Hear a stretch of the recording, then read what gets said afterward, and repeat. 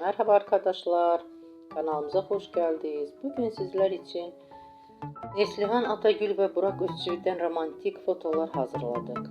Burak Özçivit Karasev'de Kurumuş Osman ve Çalı Kuşu dizisinde rol almış. Herkes tarafından beğenilmiştir.